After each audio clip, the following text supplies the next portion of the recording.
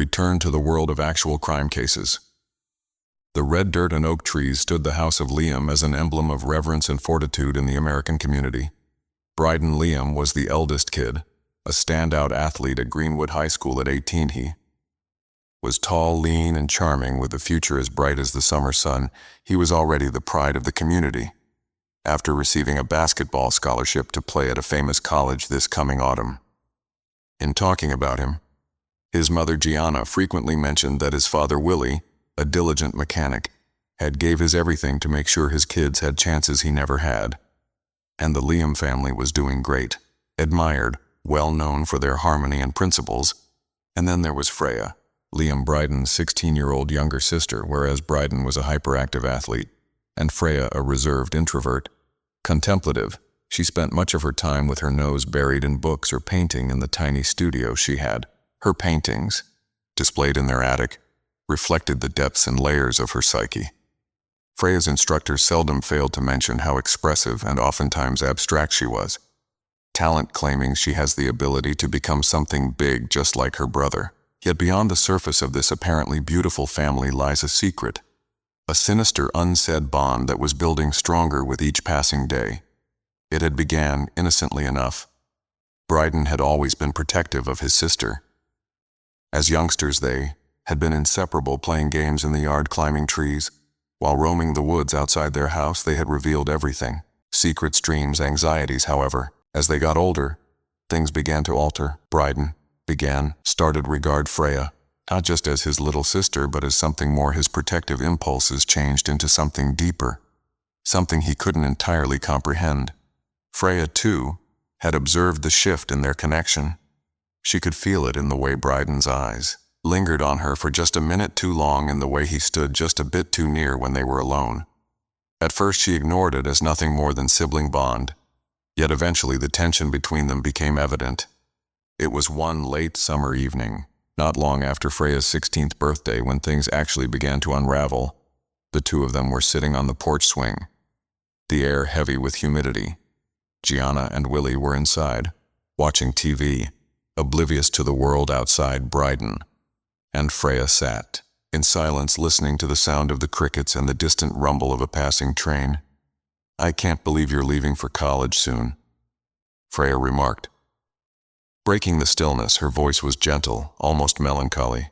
"It feels like everything's changing so fast." Bryden gazed at her, his black eyes reflecting the moonlight. "I know," he answered gently. "Yet I'll be returning to visit. It's not like I'm gone forever." Freya smiled, but it didn't reach her eyes. "It won't be the same, though. You've always been here with me." There was a long silence, and then Bryden did something he hadn't done in years. He reached out and grasped her hand, his grasp hard yet delicate. Freya stared down at their linked fingers, her heart racing. It was such a simple gesture, yet it sent a shockwave through her body. She didn't draw away. For the first time, Bryden forced himself to utter the thoughts that had been bothering him for months. "Freya, I don't know how to explain this, but I don't want to leave, not without you." Her breath caught and she withdrew her hand away. Standing up, "Abel." Bryden, "Stop," she murmured, her voice trembling.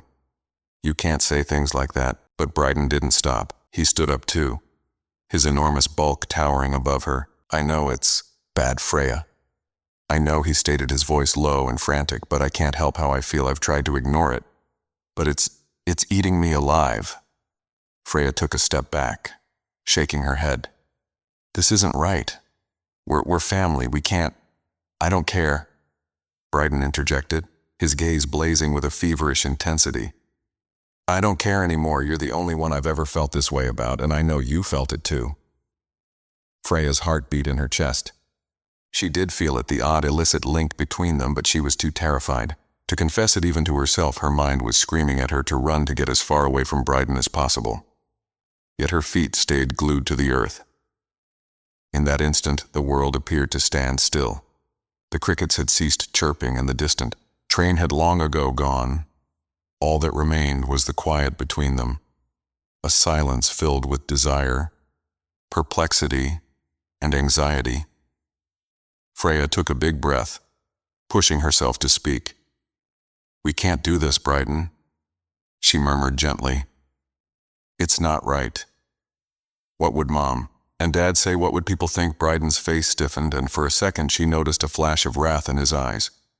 I don't care what people think, he remarked, cool, I just care for you. Without another word, Bryden turned and went back inside the house, leaving Freya standing alone on the porch, shaking. She watched him go. Within her head spinning with contradictory feelings, she realized they had crossed a line that could never be uncrossed. And as much as she wanted to, she couldn't pretend that nothing had occurred that night. Freya couldn't sleep. She tossed and turned in her bed, her thoughts overwhelmed by Bryden's words. She felt stuck, bound by her feelings, trapped by the expectations of her family and her community, and imprisoned by the realization that no matter what she did, things would never be the same. And in the days that followed, the tension between them only deepened. Bryden became more distant, more melancholy, and Freya found herself avoiding him whenever possible. Yet no matter how hard she attempted, she couldn't avoid the pull of their forbidden bond. It was like a dark cloud hovering above them, suffocating and relentless. As the weeks passed, Freya began to withdraw from her friends, from her art, from everything that had previously brought her joy. She spent hours shut in her chamber, drawing pictures of broken chains and shattered glass, attempting to make sense of the confusion in her emotions. Yet no matter how hard she tried, the storm between them continued to build, rising darker and more perilous with each passing day. The days in Greenwood became longer and hotter as the summer pressed on. The Liam family continued on with their routines, Gianna continuing attending Sunday worship with the local choir, Willie working constantly in his workshop, and Bryden getting ready for college. On the surface, nothing had changed, but underneath that shell of normalcy, something terrible and twisted was brewing between the twins. Freya could sense the weight of their secret weighing down on her like a physical burden. It was stifling. Every time she glanced at Bryden, she saw the same intensity in his gaze, the same unsaid sensations that none of them could deny. But what concerned her most was the shift in Bryden's behavior. He had always been protective of her, possibly unnecessarily so. Yet suddenly his protectiveness had turned into something more harmful. He grew possessive, eyeing her too closely, questioning her every move. Freya couldn't breathe without feeling his eyes on her, tracking her via the home across the street, even at school.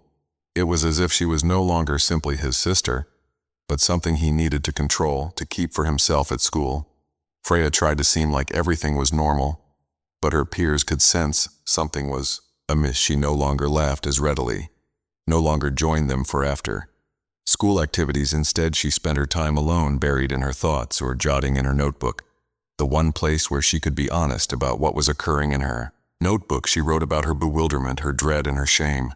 The words spilled out of her like a confession. I don't know how we got here, she wrote one night.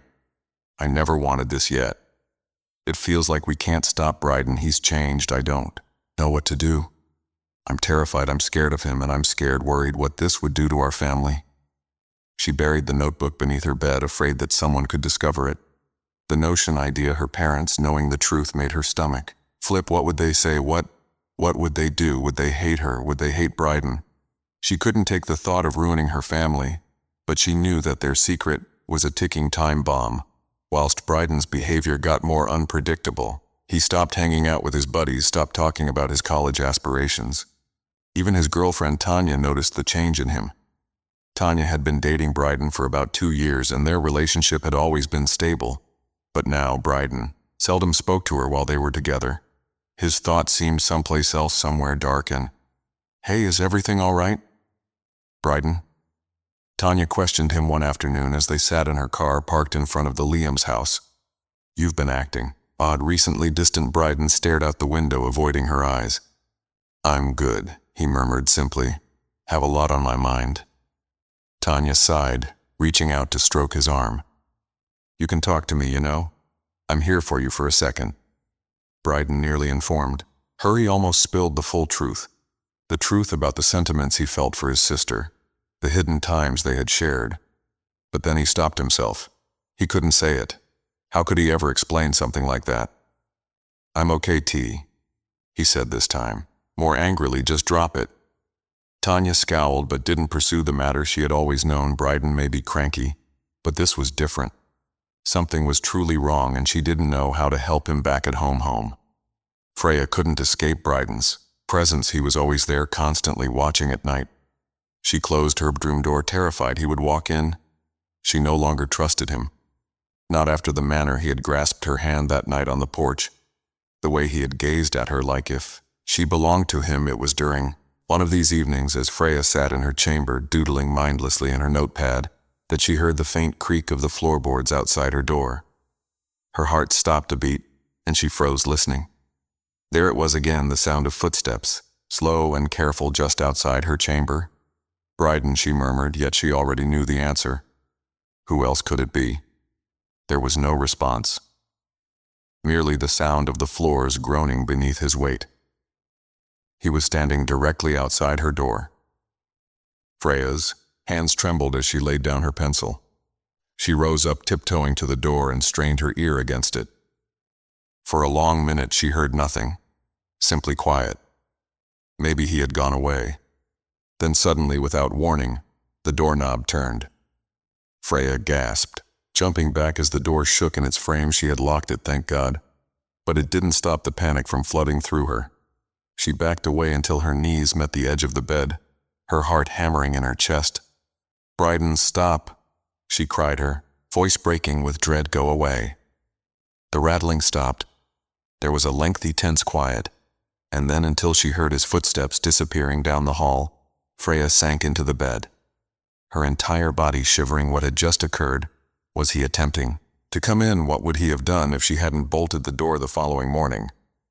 Freya pretended nothing had happened. She couldn't face him, couldn't accept what had almost transpired location the night before. Instead, she went about her day and a days, avoiding Bryden whenever possible. But she knew things were just getting worse. It wasn't long before their parents started to notice the tension between them. Gianna said it one evening, while they were all sitting at the supper table. Is everything good between you two? She said.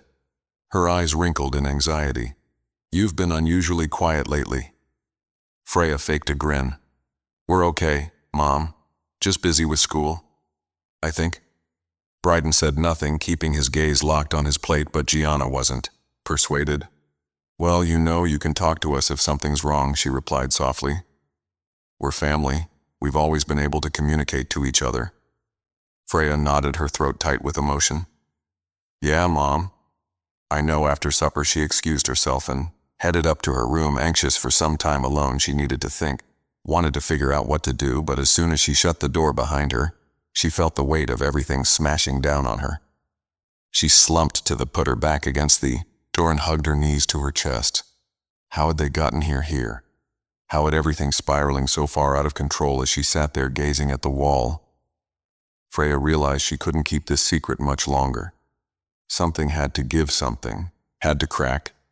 Yet she had no clue that the worst was yet to come. The intense summer heat seemed to weigh heavily on Greenwood, as though the town itself was holding its breath, waiting for something to crack. For Alicia, the days passed in a blur of dread and bewilderment. She kept to her own, her encounters with Bryden becoming limited and tense. There was an unsaid tension between them that appeared to hover in the air like a storm cloud, constantly ready to explode, but never quite doing. So Bryden had changed. He was no longer the charming, easygoing sibling she had grown up with. Instead, he had become reclusive. His temper blazing at the least provocation, he spent more and more time alone, either sulking in his room or strolling around town late at night. His previously brilliant future now appeared remote, as if the Bryden everyone knew had slowly began to evaporate. Freya could see the darkness swelling inside him, yet she didn't know how to stop it. She didn't know if she even could. At school, her friends attempted to reach out to her, but Freya pulled them away. She couldn't let anybody in, not when the weight of her secret was so crushing. Every time she spotted Bryden in the halls, her heart skipped a beat, and she hurriedly went the other way. She couldn't face him. She couldn't handle with the focused look in his eyes, the way he constantly appeared to be watching her, even from a distance, because Bryden wouldn't let her leave so easy. One day, as Freya headed home from school, she sensed a familiar presence behind her. She hastened her pace, hoping he would leave her alone, but she could hear his footfall matching her own.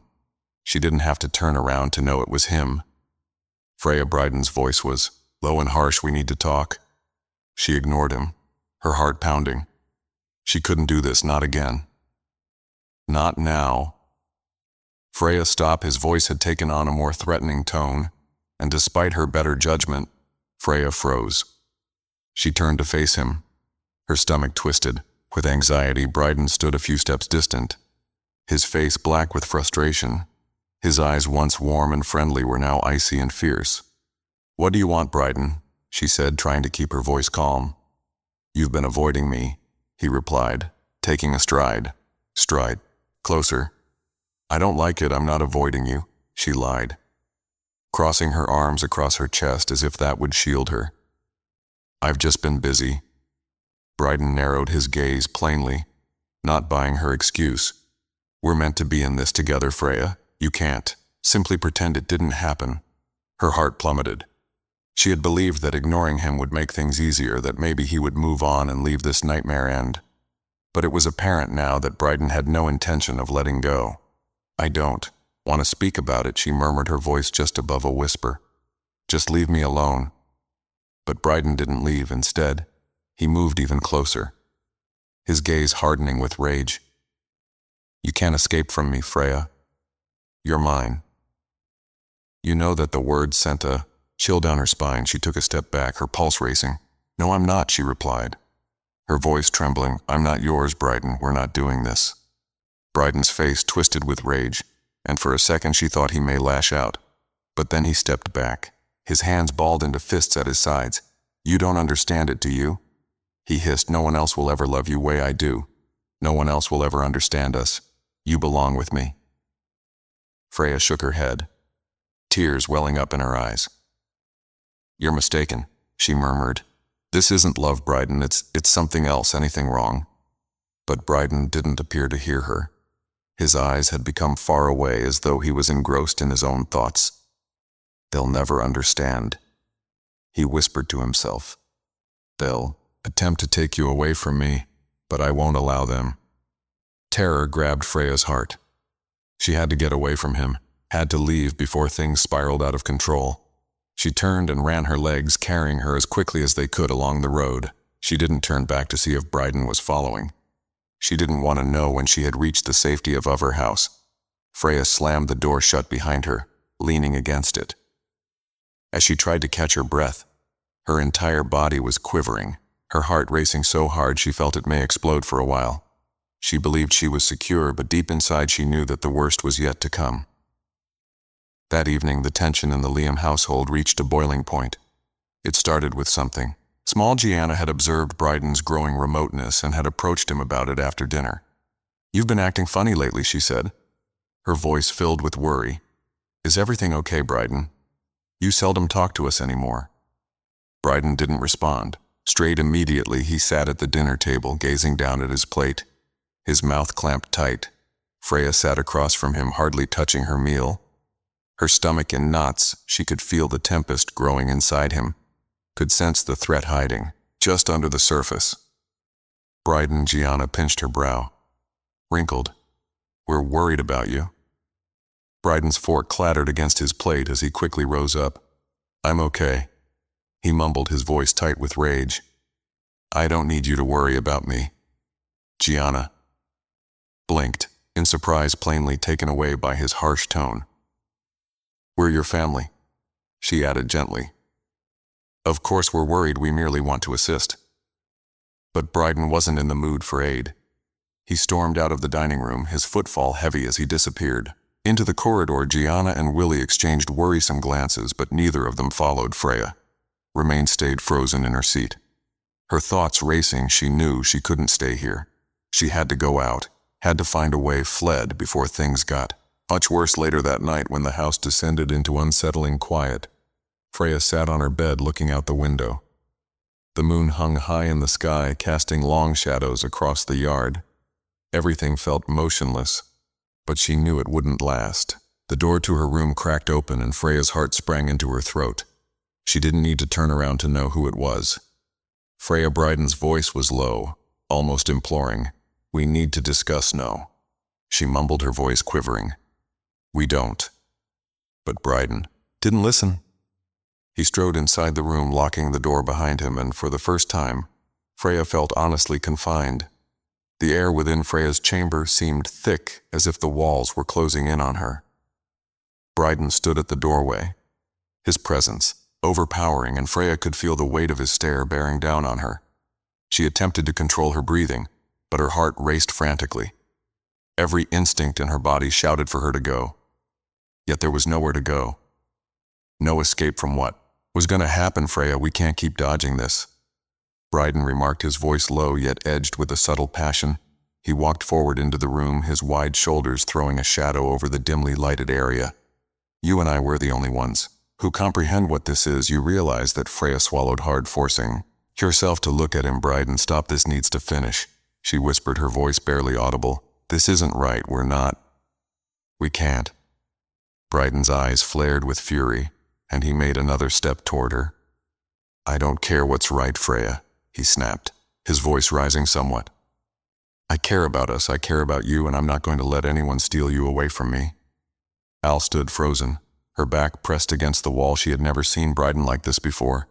Not this furious, not this desperate. His remarks were filled with a possessiveness that worried her, and she could tell now that he was beyond reason. Bryden, help, she pleaded, tears welling up in her eyes. You scared me for a while. Bryden's demeanor softened, and he gazed at her with a combination. With remorse and agony. I don't want to scare you, he replied gently. But I can't lose you, Freya, you're all I have. Freya shook her head, her voice breaking. You don't have me, Bryden, you never did.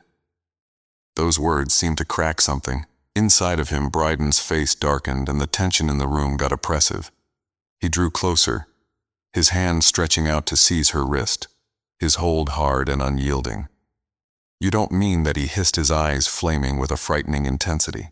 You're simply confused. I know you feel the same way, Freya, you have to. Freya winced in agony, attempting to rip her wrist away from his hold. Let go of me, Bryden, she cried, her voice shaking. You're hurting me. But Bryden didn't let go. His grasp tightened, and Freya felt her panic rising. This wasn't her brother anymore. This was someone else, someone she didn't know. Just then a voice reverberated down the hallway, breaking through the tight stillness. Bryden, Freya, what's going on in there? It was there. Father Willie. He had heard the disturbance from downstairs and was now making his way toward Freya's chamber. The sound of his approaching footfall gave a surge of relief through Freya, but it only appeared to heighten Bryden's anxiousness. Remain. Hush, Bryden muttered, his eyes wide with dread. He can't find out. He can't know. Freya's pulse raced as Willie's footsteps got louder. She could feel Bryden's hold tightening, his despair tangible. Yet she couldn't remain silent any longer. She couldn't. Let this go on, Dad, Freya yelled, her voice overwhelmed with panic. Assistance. The door slammed open with a force that made both of them jump. Willie stood in the doorway, his face a look of worry and anxiety. What the hell is going on in here? He shouted, his voice booming. Bryden froze, his fingers still wrapped around Freya's wrist, but his eyes were fixated on his father. The tension in the room was electrifying, and for a brief minute no one moved. Willie's eyes flickered between his two daughters, attempting to make sense of the spectacle before him. Bryden, he said slowly, his voice low and hard, let go of your sister now. Bryden paused, his grasp tightening for only a second more before he finally released her. Alicia fell backward, gripping her wrist as tears ran down her face. She had never been more glad to see her father yet. She knew this was far from finished. Willie came closer, his eyes hardening as he stared at his son. What's happening on here, Bryden? Why is Freya weeping? Why are you in her room like this for a time? Bryden didn't answer. He stood there, his chest rising and falling with each long breath, his mind racing. But then something inside him seemed to break everything. The dread, the fury, the desperation. It all boiled over. You don't understand, Dad, Bryden spit, his voice cracking with fury. You don't know what's been going on. You don't know anything. Willie's expression tightened. So why don't you tell me? He shouted. Tell me what's going on. Bryden shook his head, his hands clenched into fists at his sides. You wouldn't understand, he murmured, his voice furious. No one would, except Willie wasn't backing down. He took another step forward, his stance stiff and ready. Try me, he hissed, because from where I'm standing it appears like you're ready to do something you'll regret. Bryden's breathing group got ragged, his eyes wild with wrath. I won't let you take her away from me, he hissed. I won't let anybody take her from me. The room seemed to press in on them as Bryden's wrath grew to a breaking point, and then in one terrible instant everything changed. Bryden rushed at Willie, his body propelled by desperation and dread. Willie, taken off guard by the abrupt onslaught, faltered backward, his hand going out to balance himself. But before he could react, Bryden slammed him with all his power, sending him tumbling against the dresser behind him. A horrible thud reverberated across the room as Willie's head smacked the corner of the dresser and he collapsed to the floor, motionless. Freya shrieked. The sound seemed to break Bryden out of his fury as he peered down at their father's lifeless body, his face blanched with shock. Dad, he murmured, his voice barely audible. Dad, get up. But Willie didn't move. Freya hurried to her father's side, her hands quivering as she reached out to touch his shoulder. Dad, please, she wept. Please wake up. But there was no response. Willie's body lay motionless, his eyes closed, and Freya's heart broke into 1,000 pieces. Bryden stood frozen, his mind unable to accept what had just occurred. He stared down at his hands as if they belonged to someone else. I didn't intend to, he murmured, his voice distant. I didn't intend to. Freya's sobbing filled the room, and for a time all was peaceful, except for the sound of her broken heart. However, the stillness couldn't endure. We have to go, Bryden shouted abruptly, his voice loud and urgent. We have to go now. Freya stared up at him, her face strewed with tears. What, we can't just leave. We have to contact someone. We have to. No, Bryden interjected, his voice strong. No one can know about this. We can't stay here, Freya. We have to go immediately. Freya's thoughts raced, torn between the immense sadness for her father and the terror of what would happen if they stayed. She didn't know what to do, didn't know how to make sense of the tragedy that had just transpired, yet deep inside she knew. Knowing Bryden was correct, if they stayed all would be finished. With shaky hands, Freya rose up, her legs weak underneath her. She stared down at her father's body one final time before turning to Bryden, her voice scarcely above a whisper. Where will we go? Bryden didn't answer. He didn't have to. All Freya knew was knowing they were escaping from a nightmare that would never let them go. The night outside was unnaturally calm as Freya and Bryden fled their house, the weight of their father's death crushing down on them like a heavy cloud. Freya's hands were shaking as they drove through the lonely streets, the headlights cutting through the darkness. Her thoughts raced with thoughts she couldn't control, recollections of her father laying still on the floor, the awful sound of his body striking the dresser, and Bryden's panicked gaze as he encouraged her to go. They had left everything behind. No one knew where they were, and for a little while Freya worried whether they could actually escape. But the more they traveled, the more she knew that no matter how far they fled, there would be no escaping the tragedy that had overtaken their life. What are we going to do? Freya said, her voice cracking. She kept her eyes on the road ahead, frightened to look at Bryden. Bryden sat in the passenger seat looking out the window, his jaw clenched. His hands were still quivering, and he hadn't uttered a word since they left the home. The quiet between them was suffocation. I don't know, he finally murmured, his voice hollow. But we can't go back. Not now. Freya's chest tightened. Once the truth of their predicament struck in, they were fugitives, now on the run from the law, from their own shame, from the LIE. They had once known all had changed in an instant, and there was no turning back.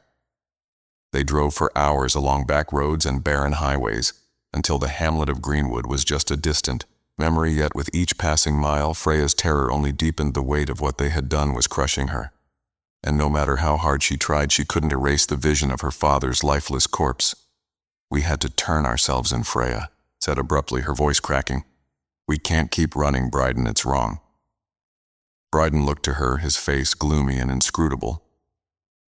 We're not turning ourselves in, he added firmly. If we do, it's over. We'll both go to prison. Is that what you want? Tears welled up in Freya's gaze. But we murdered him, she murmured, her voice cracking. Dad is dead because of us. Bryden's face tightened, and he glanced aside. His mouth clenched. It was an accident, he whispered. I didn't mean for it to happen. Freya swallowed, hard her throat tight with anguish, yet it did happen, and now we're sprinting like cowards. Bryden slammed his fist against the dashboard, his rage rising over. We're not cowards, Freya. We didn't have an option. His outburst hushed her, and for a minute, the only sound was the buzz of the motor and the tires striking the road. Freya's pulse raced as she battled back tears, uncertain of what to say. She wanted to trust him, wanted to believe, thinking this was all just some awful accident, but deep down she knew the reality. They had crossed a boundary that couldn't be uncrossed as dawn began to break. They drove into an old abandoned farmhouse on the edge of a little town they didn't recognize. The mansion was a shell of its former self, with boarded-up windows and overgrown plants climbing up the walls. It was the perfect location to hide. At least for a time, Bryden led the way inside, smashing the door wide with a force that made Freya flinch. The home was dark and musty, filled with dust and the stench of decay. It had been abandoned for years, and Freya shuddered. When they went inside, the weight of the past hanging thick in the air. We can remain here for a few days. Bryden murmured, his voice silent and distant, at least, till we decide out what to do next. Freya didn't answer.